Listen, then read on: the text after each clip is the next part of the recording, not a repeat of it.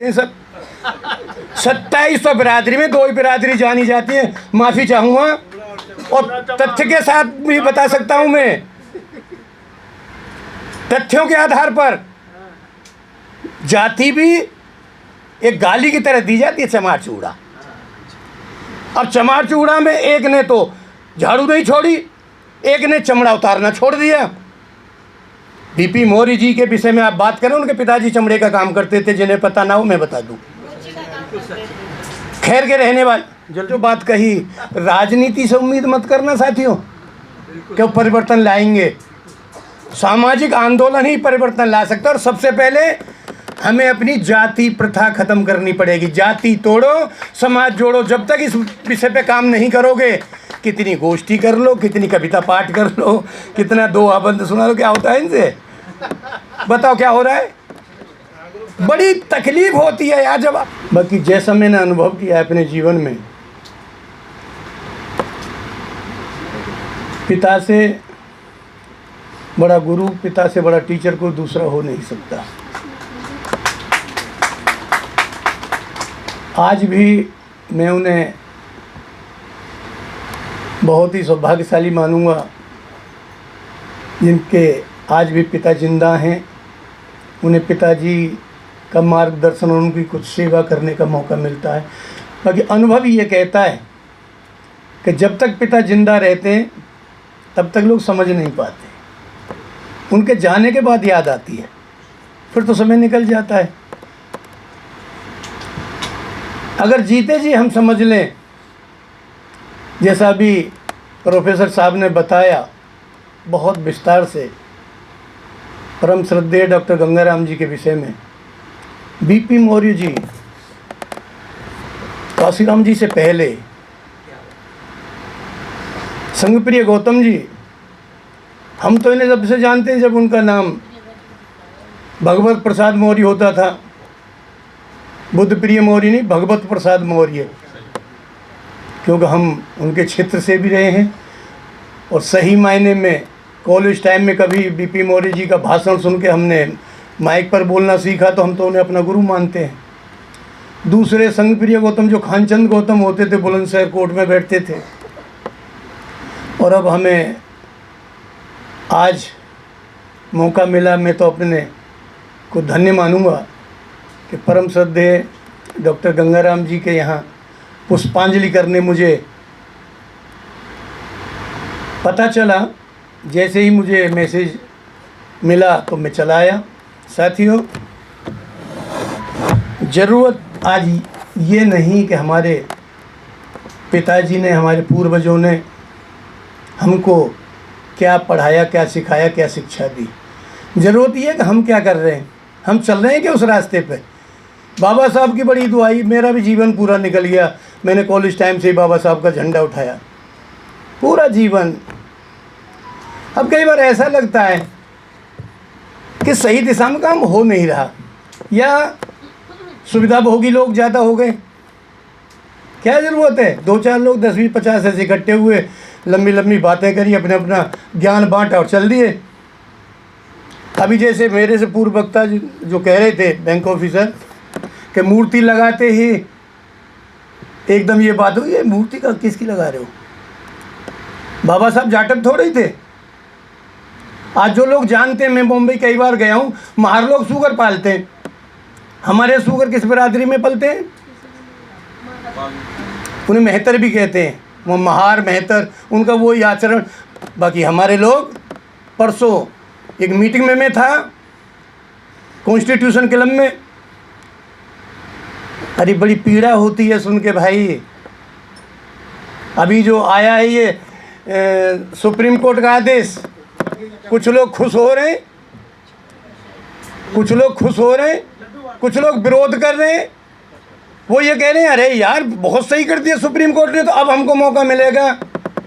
हम चले आए, बोलने का तो मौका खैर मिलता, उन्होंने बड़ा सम्मान किया हमारा। बाकी हमने अच्छा नहीं लगा हमें वहाँ बोलना, हम चले आए। उन्हें हम बताते अरे भाई मौका तो मिल जाएगा, सारा रिजर्वेशन 2700 बिरादरी में तुम्हें ही दे देते हैं।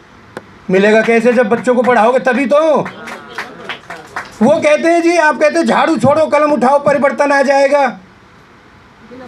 अरे हम कहते हैं जातिवाद खत्म करो, तुम मोदी से तो चिल्ला रहे हो, सब लोगों से कहते हो जातिवाद खत्म करो, अपने में तो कर लो भाई। किया है क्या आपने? झांक के देखो, पूरे देश के 20-22 स्टेट में घूमा हूं पिछले 50 वर्ष में, सब कुछ देखा है हमने। झोंपड़ी से लेकर राष्ट्रपति भवन तक लंच किया है, देखा है हमने। बाकी जो झोंपड़ी में भी दलित होगा, बशर्ते कि वो चमार से उड़ा ना हो। भाई साहब ठाकुर साहब बने रहते हैं सब। 2700 बिरादरी में 2 ही बिरादरी जानी जाती है, माफ़ी चाहूँगा। और तथ्य के साथ भी बता सकता हूँ मैं,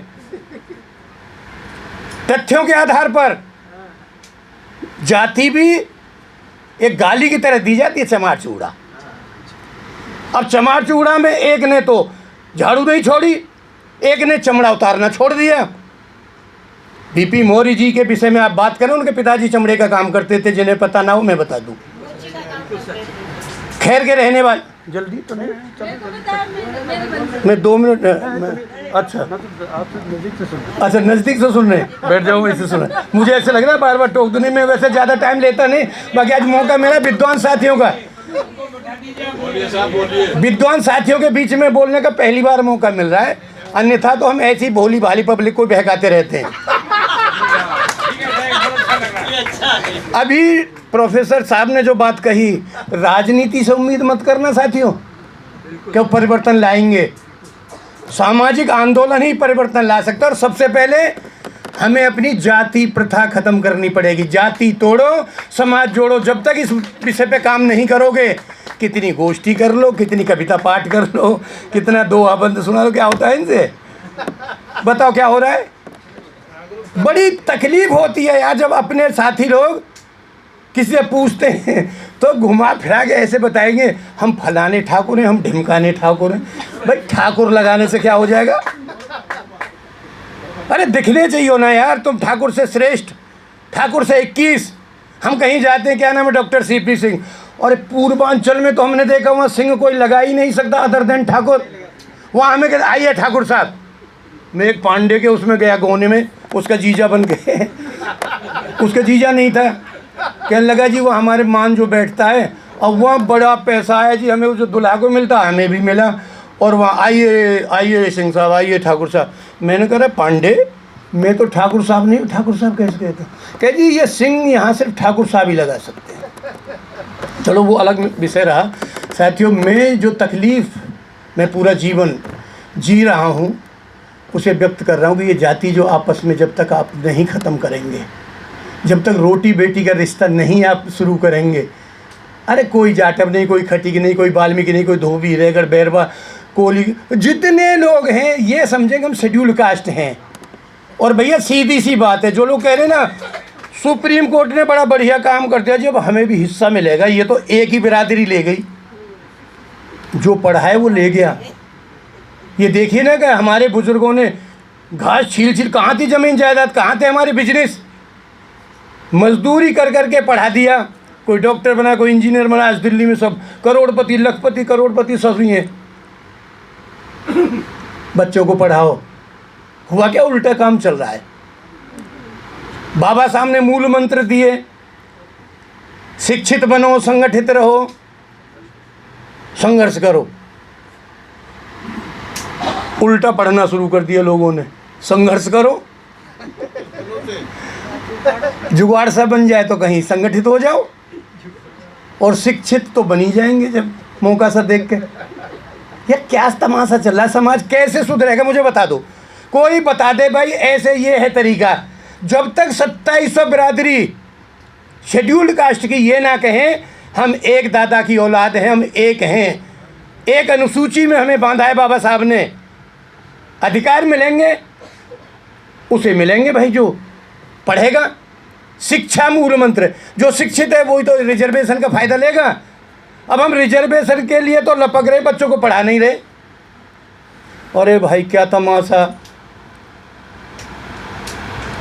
इतना अंदर तक लोगों ने बिठा रखा। कहते हैं परिवार नागरिकता की प्रथम पाठशाला है। प्रोफेसर साहब राजनीति के छात्र हैं, थोड़ी सी हमने पढ़ी थी कभी, परिवार से ही सीखते हैं हम। अगर हम परिवार में ये बात बताएं कि भाई शेड्यूल्ड कास्ट, अनुसूचित जाति की जितनी जातियां सब हम एक ही तो हैं, इसमें तो ऊपर नीचे ना करें। बड़ा अजीब लगता है। मेरे बच्चों की रेडीमेड गारमेंट्स की दुकान, कभी कभी मैं भी बैठ जाता हूँ। बेटे आजकल बड़े शौकीन है, बड़े महंगे महंगे कपड़े पहनते हैं, तो वो बेटा मेरे लिए भी एक कमीज ले आया एरो की 3500 रुपये की। भाई इसमें तुम्हारे 5-7 कमीज आ जाते। हम बैठे, सामने हमारे 4 नंबर गली है, उसमें वाल्मीकि समाज के हमारे साथी लोग रहते हैं, तो शायद पूरी गली में घर तो होंगे हजारों, ग्रेजुएट एक भी नहीं, ज़्यादातर ढोल, या मौका लगे तो उनका महीनों तो क्या कावड़, और फिर ये अपना गणेश विसर्जन आ जाता है, फिर ये फलाना विसर्जन, और इसमें यही मिलेंगे सब हमारे ही भाई, हमारे ही लोग मिलते हैं। कौन बताएगा भाई, क्यों नहीं समझाते उन्हें बच्चों को। और वो आए कपड़ा लेने, तो वो सेल्समैन दिखा रहा, मैं बैठा काफ़ी देर होगी, सुन कई शर्ट और पैंट वैंट दिखा दें, तो पता क्या कहते हैं, दोनों तीनों लड़के, लंबे लंबे बाल, कानों से नीचे लटक रहे, अजीब किस्म की होती है मामला। कहते हैं क्या दिखा रहा है, चमारों वाला कलर। मैंने कहा तेरा इधर, मैं हमें बनुआ बट्टू समझ रहा है कि हम बनिया। इधर तेरे घर में तेरे पूरे परिवार के पास जितने कपड़े होंगे तेरे परिवार, हालांकि इतनी बड़ी बात में कभी कहा नहीं करता, क्योंकि उन्हें बच्चों को समझाने में। इधर हम बनिया नहीं हैं, चमार चूड़े कैसे पहनते, इधर। फिर मैंने उसे यूँ दिखाया, इस पर एरो लिख रहा है, 3500 रुपये की कमीज है, इतने के ही होंगे तेरे घर में सारे घर वालों का कपड़े। चमार तो ऐसे पहनते हैं भाई, और तुम अलग कब हो गए? अरे भाई हम तो मौसेरे भाई हैं दोनों, तुम्हें क्यों ही जहर घोल रखा है, ये बुजुर्गों ने घोल रखा है। भाई बच्चों को समझाओ। और देखिए, जहाँ तक बात है, आज हम विद्वानों के बीच में हैं, हमारे परम श्रद्धेय डॉक्टर गंगाराम निर्वाण जी, जिन्होंने बहुत कुछ दिया समाज को। साथियों, भगवान बुद्ध भी कहते थे, मैं मुक्तिदाता नहीं हूँ, मैं मार्गदाता हूँ। हमारे जितने बुजुर्ग आए गए, वो हमारे मुक्तिदाता नहीं, मार्गदाता रहे। उस मार्ग पर हमने चलना है, हमें धम्म का आचरण करना है। धम्म क्या है? सब पापस्य एकरणं कुशलस्य उपसंपदा सचित्त परियोदपनं एतं बुद्धानुशासनम्। सभी पाप कर्म, दुष्कर्म, बुरे कर्म हम ना करें, अच्छे कर्मों का संचय करें, अच्छे कर्मों को संचित करें, यही धम्म है। साथियों, में अपने आप को बढ़िया बनाएंगे तभी दूसरों को बढ़िया बनने के लिए कह पाएंगे, तभी हम आगे जनरेशन को कुछ दे पाएंगे।